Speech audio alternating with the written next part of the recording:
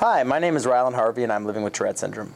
I always knew I was different. From a young age, I was a kid who couldn't sit still, asked a million questions, and talked too fast. I cocked my arm back out of nowhere at hockey practice to the point where I was the butt of jokes for the entire team.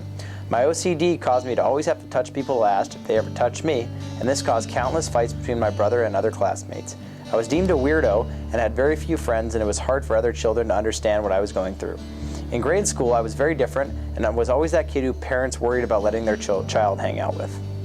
Around the time that I was 14, I realized it was time to stop making excuses for myself and letting my disability define me. My grades and personal life were in shambles, so I decided to go off to military school in Camden, South Carolina.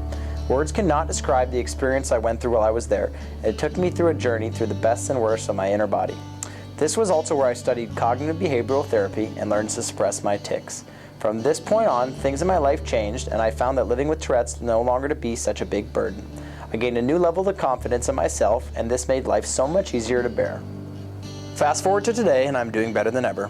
I'm living with my girlfriend in East Toronto, in my third year of my Bachelor of Commerce in Accounting and Finance, and I just finished my summer internship at a major Canadian bank. I'm now living life on my terms, and I have long-term career goals of investment banking, specifically mergers and acquisitions. I get up every day and ask myself what I can do to improve my life and the lives of others.